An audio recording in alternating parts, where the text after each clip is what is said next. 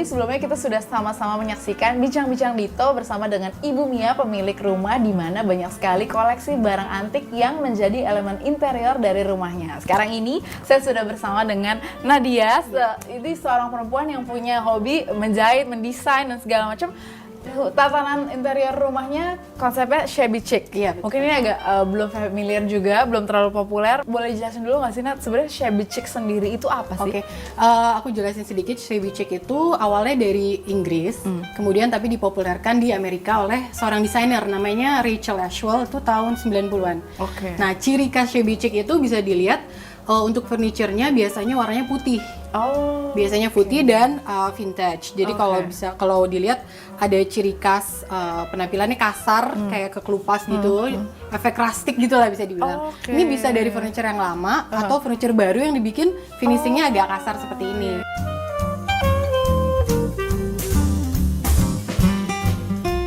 Nah itu untuk furniture ya. Kalau untuk soft furnishingnya atau untuk fabric yang dekorasi rumahnya biasanya itu ciri khasnya warna-warna pastel. Oke. Warna-warna pastel, pink, terus kemudian hijau muda dan seterusnya. Untuk motifnya yang menjadi ciri khas shabby chic adalah bunga mawar biasanya atau jenis bunga-bunga lainnya. Oke. Tapi kalau mungkin ada yang nggak suka terlalu girly, bisa juga motif lain kayak polka dot, terus garis-garis atau stripes, kemudian kotak-kotak, squares, itu juga bisa dipakai. Gitu. Oke. Inspirasinya dapat dari mana sih, Nat? Kok kepikiran bikin rumah dengan tatanan hunian seperti ini? Oke, kalau boleh cerita sedikit, ini awalnya rumahnya tadinya itu milik mertua. Oke. Ini guest house, jadi hanya untuk saudara dari luar kota atau luar negeri. Kalau lagi kesini, mereka nginep di sini. Makanya bentuknya agak seperti villa, jadi lebih besar di taman daripada di bangunannya gitu. Nah, terinspirasi dari mana? Mertua juga yang memperkenalkan. Jadi rumah mertua memang sudah seperti ini dekorasinya. Dan mertua sendiri tahu dari mana? Dari mertuanya lagi. Iya, jadi mertuanya lagi, ya betul. Mertuanya itu kebetulan tinggal di Eropa, di Belanda, dan kebanyakan rumah di Eropa tuh seperti ini. Temanya shabby chic ini gitu. Kenapa saya pilih? Karena kebetulan ukuran rumah ini kan mungil ya, sekitar 167. Nah, bangunannya tuh 80. Aku mikir kalau ruangan mungil gini nggak bisa dikasih furniture yang warna-warnanya gelap seperti warna coklat kayu karena akan semakin terlihat gelap gitu. Shabby chic ini warnanya kan putih, jadi memberikan efek yang lega, homey gitu. Itu kenapa aku pilih tema ini untuk rumah ini. Oh, alasan karena ukurannya terlebih dahulu berarti ya, baru betul. konsepnya menyusul kemudian. Nah, kalau inspirasinya udah didapat, lalu dapetin barang-barang ini, terus prosesnya akhirnya disesuaikan juga dengan hobinya Nadia juga. Jadi awalnya memang di Indonesia ini belum banyak yang jual produk shabby chic. Kalaupun ada itu mahal. Seharusnya tidak begitu karena di Eropa pun Amerika biasanya shabby chic itu identik dengan barang-barang flea market. Jadi sebenarnya seharusnya tidak mahal gitu. Nah untuk soft furnishingnya sendiri aku agak kesulitan nyari. Akhirnya aku putusin kenapa nggak aku hunting kain sendiri, kemudian aku desain sendiri. Waktu itu juga sempat belajar sedikit menjahit, kemudian ya udah aku bikin sendiri. Akhirnya jadi lain.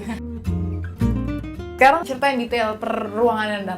Ada living roomnya warnanya aku pilih warna kesukaan aku dan suami. Jadi aku suka warna pink, suami suka warna hijau dan aku padu-padanin gitu.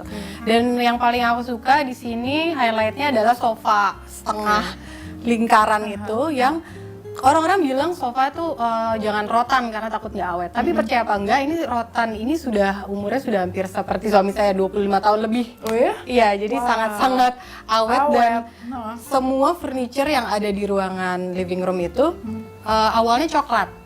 Jadi semua warna alami, kemudian ada yang aku kerjakan sendiri, ada yang aku panggil tukang, tapi semuanya aku cat gitu. Semuanya dicat putih. Aku susun sedemikian rupa supaya tetap enak dilihat gitu. Jadi untuk mengatasi kejenuhan kan kalau di sini agak pink-pink gitu ya. Kalau pindah ke kitchen jadinya warna hijau. Jadi beda nuansa gitu. Untuk mengatasi kan ini kan dapur nyambung dengan living room ya, tapi ketika masak supaya nggak terlalu banyak asap atau bau-bau masakan, kita juga pakai jendela banyak nih, kalau dilihat ada ventilasinya banyak, jadi nggak terlalu pengap gitu. Jadi sirkulasi udaranya juga terus bagus betul. gitu ya. Kalau untuk Ini dirajut favorit, sendiri ya Nat? oh ini ibuku, ini ibuku ya, Gitu? handmade ibuku Wow, sendiri. oke. Mama ini yang bikin.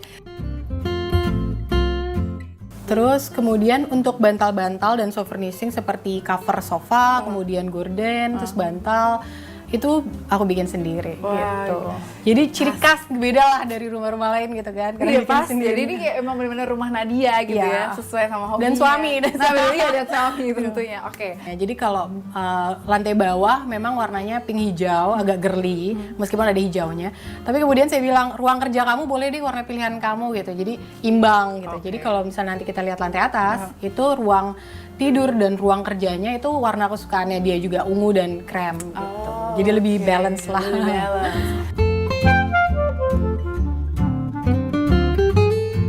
Terima kasih Nadia. Sama-sama, Ini Vira. banyak memberikan inspirasi baru nih untuk pemirsa di rumah Iya. juga. Dan pemirsa, ternyata hobi dan bakat dalam seni kerajinan tangan ternyata mampu memberikan banyak sekali inspirasi dalam menata elemen interior untuk sebuah hunian. Contohnya rumah ini yang ternyata banyak sekali elemen interiornya diperoleh dari hasil karya sang pemilik rumah. So pemirsa, do it yourself, why not? Furniture lama dapat dicat ulang dengan warna putih, lalu aplikasikan kain perca warna-warna pastel. Tampilan hunian Anda pun kini bergaya feminin cantik ala shabby chic.